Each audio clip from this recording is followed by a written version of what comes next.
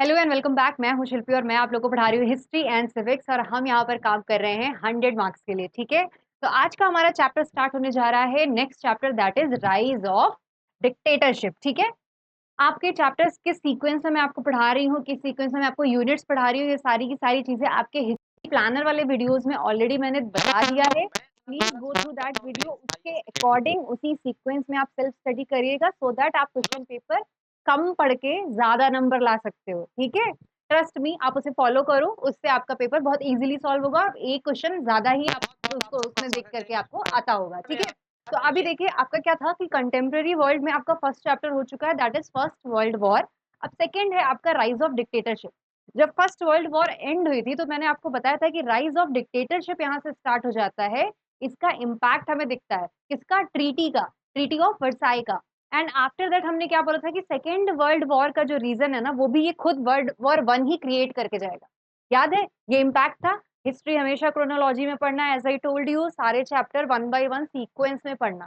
ठीक है, और प्रीवियस चैप्टर एक ही वीडियो में अपलोडेड है, तो please go through that video, उसे देख करके आप सेकेंड चैप्टर पे फिर मूव करो। ठीक है, चलो स्टार्ट करते हैं राइज ऑफ डिक्टेटरशिप।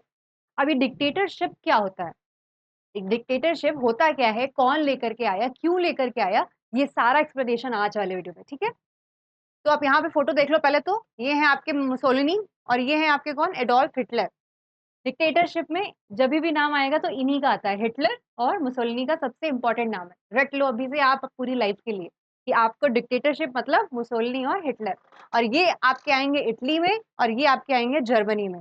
हिटली आपके नाजिज्म को लेके आएंगे और जो आपके मुसोलिनी है वो फेसिज्म को लेके आएंगे। तो अब हम पढ़ेंगे ये फेसिज्म और नाजिज्म है क्या, ये डिक्टेटरशिप कैसे आई और कैसे इसने काम किया, और ये फेसिज्म और नाजिज्म क्या है, और ये कौन लेकर के आया और किस लिए आया, इसका इम्पैक्ट क्या हुआ, वो सब देखेंगे। In the decade of first world war 1990 to 1929 democracy made remarkable progress all over the world. ठीक है, डेमोक्रेसी तो हो गई थी उस टाइम पे, एज आई टोल्ड यू, जब हमारा फर्स्ट वर्ल्ड वॉर चल रहा था, तो उसके इम्पैक्ट में ट्रीटी ऑफ वर्साई में हमने क्या बोला था कि हम अब डेमोक्रेसी को फॉलो करेंगे और हम क्या करेंगे, दूसरे की जो भी डेमोक्रेटिक चीजें हैं, सोवेनिटी है, उसको रिस्पेक्ट करेंगे। तो वर्ल्ड वाइड हम डेमोक्रेटिक हो रहे थे धीरे धीरे। ठीक है, लेकिन however this trend did not last long and gave away to totalitarian dictatorship under different names in Russia, Italy, Germany and Spain। पर ज्यादा दिनों तक डेमोक्रेसी नहीं सरवाइव कर पाई। उसके भी कुछ रीजन थे, ऐसे ही नहीं कुछ हुआ कि एकदम से डेमोक्रेसी हट गई और डिक्टेटरशिप आ गई। There was some events, some reason, some causes, जिसकी वजह से डिक्टेटरशिप आ जाती है। तो देखो अब धीरे धीरे क्या हुआ कि आपकी डेमोक्रेसी हट गई और डिक्टेटरशिप कहाँ कहाँ आ गई। इंपॉर्टेंट थी रशिया, इटली, जर्मनी और स्पेन, जिसमें कि इटली और जर्मनी में हमारे कौन थे? हिटलर और मुसोलिनी थे, जिन्होंने क्या लाया? फेसिज्म और नाजिज्म। तो अब ये है क्या, वो देखते हैं। इसमें क्या था? In brief they sacrifice the individual for the sake of the state. तो जो भी आपका ये डिक्टेटरशिप होता था, डिक्टेटरशिप अगर मैं डिफाइन करूं तो डिक्टेटरशिप क्या है? जहां पर आप क्या करते हो, इंडिविजुअली अपने आप को सेक्रीफाइस कर देते हो स्टेट के लिए। यू आर लाइक कि एक स्टेट है, एक स्टेट का एक ही लीडर है, उसी की बात हम सुनेंगे, जो वो कहेगा वही करेंगे for state. It's kind of aggressive nationalism. Aggressive nationalism मैंने बताया था आपको, नेशनलिस्टिक होना अच्छी बात है, लेकिन एग्रेसिव नेशनलिज्म में आप क्या करते हो, अपनी स्टेट से इतना ज्यादा प्यार करते हो, इतना लव करते हो कि आप दूसरों के लिए हेट क्रिएट करते हो, दूसरों को कुछ नहीं करने देते हो। आप डिक्टेटरशिप में चले जाते हो धीरे धीरे और आपको पता भी नहीं चलता है। ठीक है, तो यहाँ पर ये चीजें होने लग गई। फिर देखो क्या हुआ कि फेसिज्म आ गया आपका। डिक्टेटरशिप जब आई तो उसके दो आपको थ्योरी मिली, क्या? फेसिज्म और नाजिज्म की। अब ये अभी तक तो हम पढ़ रहे थे, नेशनलिस्टिक पढ़ रहे थे, एंटी नेशनलिस्टिक पढ़ रहे थे, बहुत सारे असर्टिव्स और ये सब पढ़ रहे थे। अब ये फेसिज्म और नाजिज्म क्या है, तो ये देखो क्या है। फेसिज्म जो था, the word fascism has been derived from the Italian word fascio, which means union और लीग। फेसिस का मतलब था कि एक लीग या फिर कोई भी एक नेशन, एक प्रॉपर यूनिटी वाला कोई नेशन। ठीक है, it also refers to the ancient Roman symbol of power. The fasces was bundle of sticks bound to an axe. एक रोमन सिंबल होता है फेसिस, उसमें क्या होता है कि बाउंड होती है, कैसे? ऐसे बंडल हुआ, आपकी वुड्स हैं, ये ढेर सारी वुड्स है, उसका एक बंडल है, उस पे एक एक्स लगी हुई है, एक सिंगल एक्स। तो बंडल ऑफ जो आपका वुड है, उस पर एक एक्स लगी है, मतलब समझ रहे हो, एक एक्स से ही आप सारा काम कर सकते हो, बट सारे लोग उसके साथ ज्वाइंट है। ठीक है, तो पीपल जो है, जो पूरा ग्रुप है वो ज्वाइंट है, लेकिन एक जो एक्स है, जो लीडर है, वो एक ही है। ये होती है डिक्टेटरशिप, यही होता है फेसिज्म का चेहरा। समझ रहे हो बात को, कि आपके बंडल ऑफ पीपल्स हैं जो कि बंडल ऑफ वुड्स को रिप्रेजेंट करता है, और उसमें एक आपकी एक्स लगी होती है जो कि लीडर आपका रिप्रेजेंट करता है। यानी कि वो जो लीडर है वही सारा काम कर रहा है, और बस आप लोग उसको पूरी तरह से सपोर्ट कर रहे हो कि ठीक है, आप अकेले ही डिक्टेटरशिप कर लो, कोई दिक्कत नहीं है, डेमोक्रेसी डेमोक्रेसी बाद में देखा जाएगा। ठीक है, तो इस तरह से काम कर रहा था। तो इसी से, इस सेंटेंस से, इस वर्ड से फेसिज्म निकल कर आया। ठीक है, तो ये क्या था आपका, एक इटालियन वर्ड था ये। ठीक है, मतलब समझ आया फेसिज्म का क्या है। अब देखो, द फेसिज्म मीन्स ऑटोक्रेसी और dictatorship where the power of the state is vested in one man only and it is obligatory for all others to obey his orders. As I told you, bundle of peoples यानी कि bundle of woods, यानी सब unity में है, तो लेकिन आपने जो पावर है ना वो किसी एक को दे दिया है, यानी डिक्टेटरशिप दे दी है कि कोई एक ही लीडर है, उसी का कहना मानेंगे, वो जो कहेगा वही करेंगे, जैसे कहेगा वैसे करेंगे। क्या किसी एक के कहने का मानना क्या इतना आसान होता है? जरूर उस एक बंदे में ऐसी कोई बात तो रही होगी कि सारे के सारे लोग उसी की सुनने लग जाते हैं और डेमोक्रेसी छोड़ करके डिक्टेटरशिप पे मूव कर जाते हैं। पब्लिक ही तो है जो पावर देती है। तो ऐसा क्या होता है कि हमारे जो मुसोलिनी और हिटलर हैं, वो एट द एंड एकदम टॉप के डिक्टेटरशिप बन जाते हैं, डिक्टेटर्स बन जाते हैं। कैसे बन जाते हैं वो देखते हैं। Causes for the use of fascism. Discontentment after the treaty of Versailles. As you know, treaty of Versailles में क्या हुआ था, जर्मनी को पूरी तरह से बोला गया था कि आप गिल्टी हो, आपको फाइन भरना पड़ेगा, आपके ऊपर ये चार्जेस लगाए जा रहे हैं, आपको इतनी आर्मी रखनी है 1 लाख की, आप वॉरशिप भी 15,000 रखोगे। इन शॉर्ट पूरी तरह से बाउंड कर दिया। ठीक है, बहुत सारे रूल्स रेगुलेशन जर्मनी पर लगा दिए और बेचारी को ह्यूमिलिएट कर दिया। ठीक है, तो जर्मनी में गुस्सा होना बनता था जब आप किसी का ह्यूमिलिएशन करते हो, भले ही वो हारे हो वॉर में, भले ही वो थोड़े से गलत हो, but still there was some kind of humiliation public in public of Germany.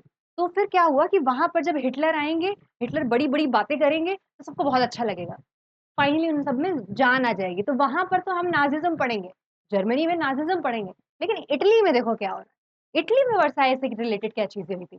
जब वर्साई ट्रीटी हुई तो इटली के पास बहुत सारे ऐसे स्टेट्स थे जो उससे ले लिए गए, बिना कुछ कहे बस ले लिए गए और उसको नहीं दिया गया। देखो, the treaty of Versailles, Italy got no part Turkish colonial empire and Germany was feeling humiliated.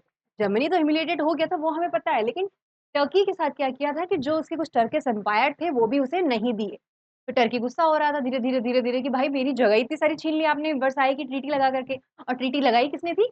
US ने लगाई थी ना, तो वो कहाँ सुनने वाली किसी की। अब देखो नेक्स्ट रीजन क्या था कॉजेज में। Economic crisis. इकोनॉमिक क्राइसिस सबसे बड़ा रीजन होता है हर वॉर का, हर रिवोल्यूशन का। अगर इकोनॉमिक क्राइसिस आ गया है तो या तो वहां पर प्रोटेस्ट होगा, या तो वॉर होगी, या फिर आपका रिवोल्यूशन स्टार्ट हो जाएगा। तो वैसा ही कुछ यहाँ पर भी हुआ। इटली में बहुत सारा इकोनॉमिक क्राइसिस भी आ गया साथ में, इतनी फाउंडेशन लगा दी आपने, स्टेट्स भी उसकी ले ली, उसका जो रेवेन्यू जनरेट होता था अच्छा सा, वो सप्रेस हो गया। तो डेफिनेटली इटली गुस्सा हो गया है। अब इटली जब इतना सफर कर रहा है, heavy losses in terms of life and property in the first world war, जब इतना सारा लॉस हो ही गया इटली का, तो गुस्सा तो करेगा ही। तो इसीलिए अब उसमें इकोनॉमिक क्राइसिस भी आ गया। ये भी एक रीजन बन गया कि नहीं यार, ये गवर्नमेंट अच्छी नहीं चल रही है, एक काम करते हैं कि हम मुसोलिनी को अगर हम डिक्टेटर बना देंगे तो हो सकता है कि वो हमें दे दे। सबको ये लगा, क्योंकि जो आपके डिक्टेटर्स होते हैं ना, वो बात करने में इतने करिज्मेटिक होते हैं, अभी देखिएगा फीचर्स में, बहुत करिज्मेटिक होते हैं वो स्पीच में, उनकी पर्सनालिटी, वो इन्फ्लुएंस कर लेते हैं लोगों को, मैनिपुलेट कर लेते हैं। देखो नेक्स्ट क्या था, political instability. Democracy was introduced in Italy in 1990। ठीक है, फिर क्या होता है कि election fail to give a clear majority to single party. Democracy चल रही थी जब इटली में, तो हमारा इलेक्शन फॉर्म हुआ, लेकिन इलेक्शन के बाद जो पार्टी थी वो प्रॉपरली विन ही नहीं कर पाई। इतने कॉन्फ्लिक्ट्स थे पार्टी के अंदर, इतने कॉन्फ्लिक्ट्स थे कि कुछ हुआ ही नहीं। डेमोक्रेसी का क्या फायदा अगर आपकी पार्टीज में इतने कॉन्फ्लिक्ट हो और आपकी सिंगल पार्टी विन ही ना कर पाए। फिर क्या हुआ, ढेर सारी पार्टीज ने अलायंस क्रिएट किया। अब ढेर सारी पार्टीज ने अलायंस तो क्रिएट कर लिया, लेकिन आपकी पॉलिसीज को ठीक से काम ही नहीं कर पा रही है, पॉलिसीज ठीक से काम ही नहीं कर रही है, तो अलायंस का फायदा क्या हुआ? मतलब कि सरकार बड़ी बेकार है यहाँ पे, ना तो मिलके काम कर पा रही है, ना अकेले कोई पार्टी बना पा रही है, तो कुछ और रास्ता यहाँ पर ढूंढना पड़ेगा। तो what happened, there was six coalition government were formed in Italy and they were unable to deal effectively with the problems unemployment strikes and rights। ठीक है, एज आई टोल्ड यू कि प्रॉब्लम्स को सॉल्व ही नहीं कर पा रहे, आप चाहे अलायंस क्यों ना बना लो। फिर क्या होता है, during 1921-22 this situation was fully exploited by the fascist under the leadership of Mussolini, ठीक है, who promised the people a strong nation government। तो भैया अब इन्होंने सोचा जब गवर्नमेंट 6-6 लोग मिलके काम नहीं कर पा रहे, अलियंस में काम नहीं कर पा रहे, पॉलिसीज नहीं ठीक से कर पा रहे, तो किसी एक ऐसे बंदे को दे देते जो कम से कम मुझे गारंटी तो दे रहा है बोल बोल के कि मैं कर दूंगा, इकोनॉमिक क्राइसिस में मैं हेल्प कर दूंगा, अनएम्प्लॉयमेंट हटा दूंगा, ये कर दूंगा, मतलब कुछ तो है भाई इसमें बात। तो वो थे मुसोलिनी। तो मुसोलिनी को यहाँ पर इन्होंने अपना लीडर मानना शुरू कर दिया गवर्नमेंट का, कि ठीक है गवर्नमेंट जो अब है ना रन कौन कराएगा, वो एक बंदा यानी कि मुसोलिनी कराएगा। क्यों? क्योंकि वो फेसिस्ट वाली पार्टी और फेसिस्ट वाले थॉट प्रोसेस से रिलेट कर रहे हैं, और फेसिस्ट में वो हमसे ये कह रहे हैं कि वो अकेले ही सब कुछ सही कर देंगे। ठीक है, तो चलो ठीक है, हमने उन पर बिलीव कर लिया और फेसिज्म प्रमोट हो गया। अब देखो क्या हुआ, क्लास कॉन्फ्लिक्ट्स भी हुआ। ये यहाँ पर थोड़ा सा गलत लिखा हुआ है, a man had been promised, okay, common man होगा यहाँ पर, common man had been promised during the war that he would rewarded, लिख देती हूँ, कॉमन मैन, ठीक है, rewarded by greater attention to his economic needs, these promises were ignored and the common man was embittered. लोगों को लगा था world war के बाद जिन्होंने जो शहीद हुए, जिन्होंने बहुत काम किया, उनको कुछ दर्जा मिलेगा अच्छा सा, उनको कुछ रिवॉर्ड मिलेगा, कोई प्राइजेस मिलेंगे, बट ऐसा कुछ नहीं हुआ। जो रिच पीपल थे सिर्फ उन्हें कंसिडर किया गया, जो कॉमन मैन थे उनको बिल्कुल इग्नोर कर दिया गया। अब गुस्सा और बढ़ गया, तो अब वो लोग क्या करेंगे, मुसोलिनी का साइड लेंगे और मुसोलिनी के साथ एक साथ हो जाएंगे कि मुसोलिनी जी आप ही सुन लीजिए हमारी, क्योंकि गवर्नमेंट तो सुन नहीं रही है, गवर्नमेंट ने हमें तो ना रिवॉर्ड दिया ना कुछ दिया, तो चलिए आपके साथ हम फेसिज्म में आ जाते हैं और इसी बहाने कुछ तो काम होगा, कुछ तो मुझे कोई कुछ तो देगा, कोई रिवॉर्ड तो मिलेगा। तो ठीक है, ये भी एक रीजन हो गया। अब क्या हुआ देखो, थ्रेट ऑफ सोशलिज्म और communism, the communists began to devise new plans of overthrowing the government and capturing power. Inspired by the Russian Revolution, the communists inflamed the atmosphere with revolutionary ideas. Peasants took away the land from the landlords. Workwomen or organized strikes, damaged machines, and took hold the factories.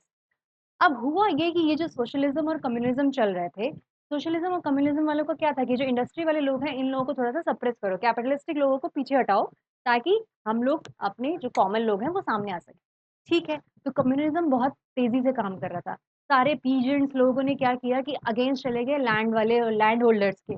वहां पर क्या उन्होंने किया कर दिया, landlord से lands भी ले ली। वर्कमैन ने ऑर्गेनाइज स्ट्राइक्स कर दी, मशीन्स को डैमेज कर दिया, इंडस्ट्रीज में काम करना बंद कर दिया, और कहाँ चले गए, मुसोलिनी को सपोर्ट करने। ठीक है, फेसिज्म में अब ग्रोथ हो रही है, लोग जुड़ रहे हैं, यूनिटी आ रही है। क्यों? क्योंकि वो भी बेचारे क्राइसिस से परेशान थे। और देखो क्या हुआ, failure of the league of nation, league of nation जो फॉर्म हुई थी एट द एंड डेमोक्रेसी के लिए, वो फेल हो गई। वो होल्ड ही नहीं कर पाई चीजों को, उसने जो एम्स और ऑब्जेक्टिव्स बनाए थे वो फॉलो ही नहीं कर पाई। लास्ट वीडियो में हमने एंड ये पढ़ा हुआ था कि लीग फेल कैसे हुई थी, कुछ रीजन हमने पढ़े थे। अभी कुछ रीजन ये है कि वो वीक हो गई, वो जो डिक्टेटरशिप थी उसको रोक ही नहीं पाई, डिक्टेटरशिप अपने पीक पर आ गई और लीग ऑफ नेशन कुछ नहीं कर पाई, कोई स्टेज काम नहीं कर पाया। तो लीग ऑफ नेशन भी क्या हुई, अपने जो एम्स थे उसको अचीव करने में फुलफिल ही नहीं कर पाई। इसलिए क्या हुआ कि फेसिज्म और पीक पर चला गया। ठीक है, और क्या होता है देखो, लीडरशिप प्रोविंस्ड बाय मुसोलिनी। तो फाइनली फेसिज्म आ गया है, हमने रीजन पढ़ लिया फेसिज्म के कि क्या थे कॉजेस। अब फेसिज्म कौन लाया था, मुसोलिनी लाया था। तो ये मुसोलिनी जी ने ऐसा मैनिपुलेट कैसे कर लिया कि जो फेसिज्म है वो स्टार्ट हो गया। ऐसा क्या किया उन्होंने, देखो उनके भी कुछ सेगमेंट है, धीरे धीरे करके उन्होंने इटली में फेसिज्म लाया था, एक दिन में नहीं लेके आए थे। कैसे लाए थे देखो, he has a charismatic personality, as I told you, एक लीडर के अंदर अगर करिस्मेटिक पर्सनालिटी होती है तो वो बहुत ही मस्त डिक्टेटर होता है। ठीक है, वो मैनिपुलेट बहुत जल्दी कर सकता है लोगों को, काम करेगा लेकिन कुछ गलत काम भी करेगा, क्योंकि एग्रेसिव नेशनलिज्म गलत होता है, दूसरे के प्रति आप अगर हेट कर रहे हो तो वो गलत है। इसलिए इनको सफर करना पड़ेगा, अभी तो ठीक है, इनिशियली ठीक है कि आप काम करो पब्लिक के लिए, लेकिन एट द एंड आपको सफर करना पड़ेगा, क्योंकि आपका जो एम है, आपका जो गोल है वो गलत है। ठीक है, तो अब देखो क्या है, he has a charismatic personality, his speeches praised the past glories of Italy and won faith of his countrymen।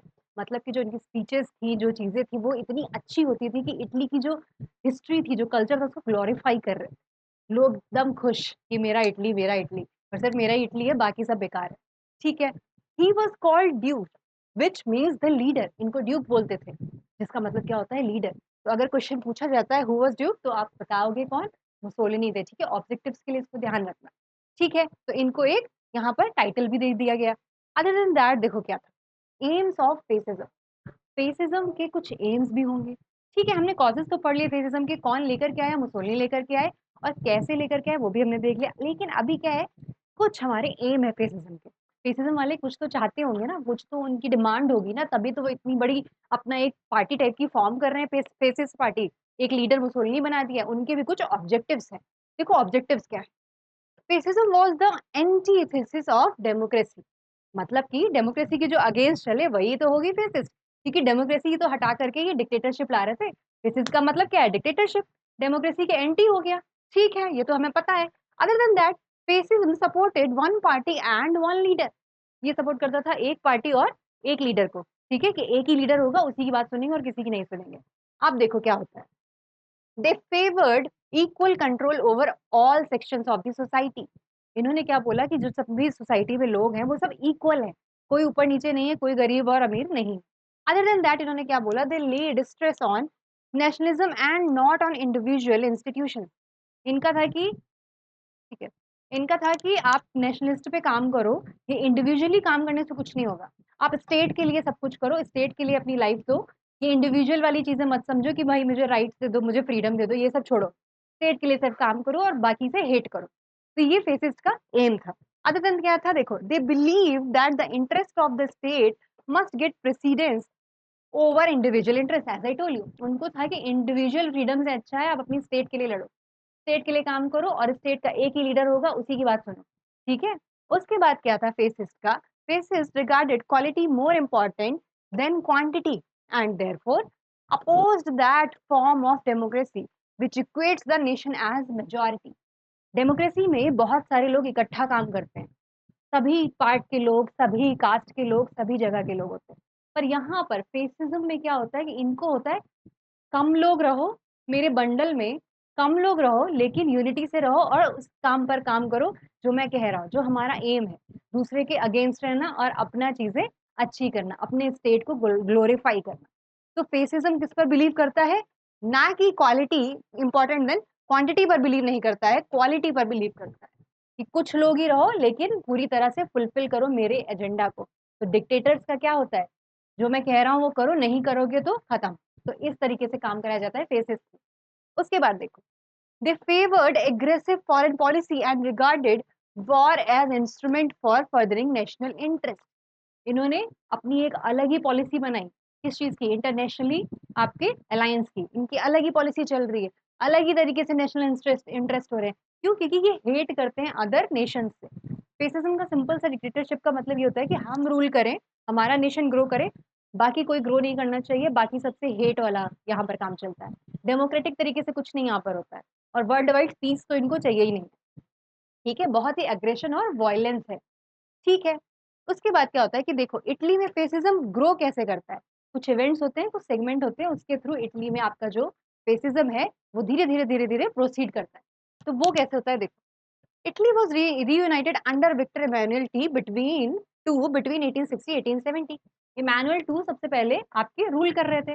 ठीक है, फिर क्या हुआ कि डब्ल्यू वर्ल्ड वॉर वन में country was ruled by king Victor Emmanuel three. ठीक है, यहाँ पर थ्री है, अब वीक रूलर।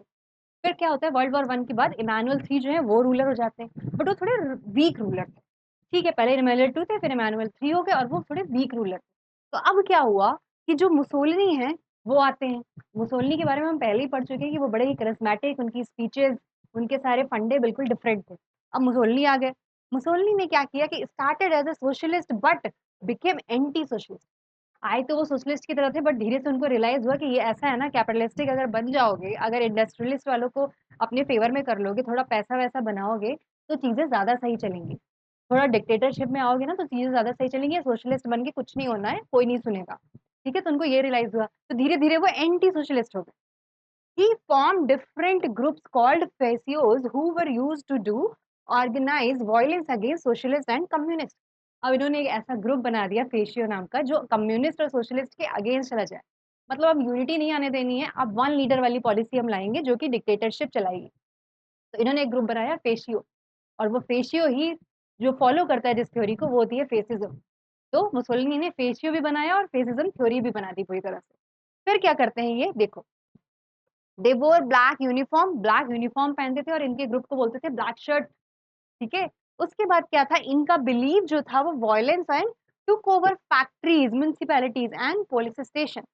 सिंपली वॉयलेंस करो, अटैक करो, सब पे अपना रूल करो, ऐसे करके ये काम करते हैं। ठीक है? डिक्टेटरशिप का मतलब क्या है? जो मैं कह रहा हूँ सुनो, नहीं सुनोगे तो फिर हम वॉयलेंस करेंगे।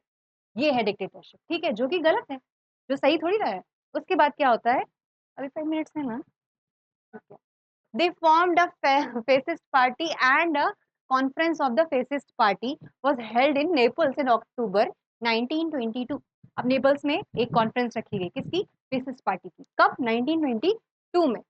उसमें इन्होंने क्या बोला कि मेरी कुछ डिमांड्स हैं जिनको फुलफिल कर दोगे। किससे डिमांड की? इमानुअल थ्री जो वीक रूलर था ना अभी इटली में, उससे इन्होंने डिमांड की। कुछ डिमांड्स की कि अगर आपने मेरी ये डिमांड्स मान ली, मुसोलिनी की फेसिस्ट पार्टी की डिमांड्स मान ली, तो ठीक है। अगर आपने नहीं माना तो फिर हम अटैक करेंगे, हम वायलेंस करेंगे और आपकी गवर्नमेंट को हटा देंगे। ठीक है? तो इनकी डिमांड्स देखो क्या थी? डिमांड थी कि 5 मेंबर जो फेसिस्ट पार्टी के होंगे वो आपके कैबिनेट में होंगे और new election to be announced, नया इलेक्शन कराइए आप ताकि मेरी पार्टी भी आ सके। और इनकी एक डिमांड थी कि the government should formally on it's foreign policy, जो गवर्नमेंट है उसको फॉरेन पॉलिसी पर अलग से एक्ट करना चाहिए, ठीक तरीके से एक्ट करना चाहिए। And then economic reform to be implemented as early as possible. Economic reform भी करो क्योंकि क्राइसिस बहुत ज़्यादा हो गया है, लोगों को खाने को नहीं मिल रहा है, अनएम्प्लॉयमेंट बढ़ गया है, तो ये सब करो। ठीक है? कुछ मोटिव्स इनके अच्छे भी थे, जो पब्लिकली बहुत अच्छे भी डिमांड्स में थे, लेकिन इनका तरीका सही नहीं था। वॉयलेंस किसी चीज़ का तरीका नहीं होता है, इसलिए। ठीक है? फिर क्या होता है आपका मुसोलिनी मार्च करते हैं towards Rome in October 1922 and the government did not show any resistance. अब जो है गवर्नमेंट अभी चल रहा है ना? हाँ, बस ठीक है। अब जो क्या है मुसोलिनी क्या करते हैं मार्च करते हैं टुवर्ड्स रोम अपनी डिमांड्स को लेकर के। डिमांड्स क्या करती है गवर्नमेंट सुनती भी नहीं है, लेकिन गवर्नमेंट इतनी वीक होती है कि वो रोकती भी नहीं है मुसोलिनी को। ही इज़ लाइक ठीक है आने दो देखा जाएगा। क्योंकि इमैनुअल 3 बहुत ही बेकार से किंग थे, बहुत ही वीक रूलर थे। ठीक है, तो मुसोलिनी क्या करते हैं अपनी डिमांड्स लेकर के मार्च करते हैं टुवर्ड्स रोम। फिर क्या हुआ? Emmanuel Victor invited Mussolini to form a new government which he did. अब उन्होंने देखो रोका तो नहीं था मुसोलिनी को, ऊपर से उन्होंने इनवाइट कर लिया कि देखो यार, हमसे लड़ा नहीं जाएगा, हम लड़-वड़ नहीं पाएँगे। आओ तुम अपनी गवर्नमेंट बना लो, तुम्हारी जो डिमांड है देख लेना तुम। ठीक है। देन क्या होता देखो, Emmanuel was still king but Mussolini became the absolute master. Emmanuel king तो थे, लेकिन जो रूल कर रहे हैं ना, जो एडमिनिस्ट्रेशन और सिविल पॉलिसीज़ चला रहे थे, वो मुसोलिनी थे। कंट्रोल मुसोलिनी कर रहे थे, भले ही किंग इमैनुअल थे, क्योंकि इमैनुअल को पता था अगर मैंने कुछ बोला, तो मुसोलिनी मुझे भी खत्म कर देगा। ठीक है? क्योंकि मुसोलिनी की तरफ पब्लिक आ गई थी, बहुत पावर थी उस समय उसके पास, इसलिए। The government of Italy was handed over the fascist because the ruling classes of Italy considered democracy and socialism as threats to their power. अब ये सोशलिस्ट और कम्युनलिज्म किसी की कुछ नहीं चल रही थी क्योंकि सबको हो गया था कि ये पैसा, पैसा, पैसा जो बाँट रहे हैं यहाँ-वहाँ इंडस्ट्रियलिस्ट से माँग रहे हैं, ये सही नहीं है। आप एक काम करो अपना-अपना देखो, अपनी स्टेट को आगे बढ़ाओ और ये जो सारी चीज़ें चली ना सोशली एक्टिव होना, लोगों को नेशनली पैट्रियोटिक बनाना ये सब बंद करो। अपना देखो, अपना फ़ायदा देखो। तो इसीलिए सारे जो रिच पार्टी के लोग थे, रूलिंग क्लासेस वो सब सपोर्ट करते मुसोलिनी को इंडिविजुअली। ठीक है, फिर क्या होता है? वैसे इतना सही है। ही रीगेन्ड द सिटी ऑफ फियूम। अब इन्होंने क्या किया मुसोलिनी ने कि धीरे से इन्होंने अपना एम्पायर बढ़ाना शुरू किया और इन्होंने धीरे-धीरे करके कुछ सिटी ऑफ फियूम भी कंसिडर कर लिया। फिर धीरे से वो गए और कमर्शियल एंड डिप्लोमेटिक रिलेटिव्स भी फ्रांस और रशिया से बना लिए। ठीक है। उसके बाद इन्होंने क्या किया कि ही कैप्चर्ड एबिसिनिया इन 1936। एबिसिनिया भी इन्होंने ले लिया और जो लीग थी वो कुछ नहीं कर पा रही थी। जो नेशंस ऑफ लीग बनी थी ना पीस के लिए वो कुछ नहीं कर रही थी। ये कैप्चर किए जा रहे हैं, लड़ाई किए जा रहे हैं, वॉयलेंस किए जा रहे हैं और वो लीग कुछ नहीं कर रही। ठीक है, जब कुछ नहीं कर रही है तो फेसिज़्म पीक पर आ गया है। इसका भी कुछ होगा वर्ल्ड वॉर 2 के टाइम पे। अदर देन दैट अब क्या होता है देखो, end of fascism in Italy. Finally काफ़ी टाइम के बाद जब वर्ल्ड वॉर 2 होती है तो इटली हार जाती है। क्योंकि यूएसए का काम क्या है? बाद में वॉर को पूरी तरह से कंट्रोल करके बंद कर देना। तो फाइनली जब ट्रीटी हुई, आपकी यूएसए आई, बहुत सारी लड़ाइयाँ हुई, वर्ल्ड वॉर 2 हुई और इटली बहुत ही गंदी तरह से डिफीट हो जाती है और मुसोलिनी जो कि बहुत ही डिस्ग्रेस के साथ उनका करियर खत्म हो जाता है। तो फाइनली हमारा जो फेसिज़्म है वो बिल्कुल ड्रॉप हो जाता है। कब? वर्ल्ड वॉर 2 के बाद। अब हम पढ़ेंगे नाज़िज़्म जो कि हिटलर का था, जो कि जर्मनी में काम कर रहा था। अभी हमने क्या पढ़ा? फेसिज़्म इटली में मुसोलिनी का, ठीक है? तो नेक्स्ट वीडियो में मिलते हैं, नाज़िज़्म के बारे में पढ़ेंगे। All the best, take care.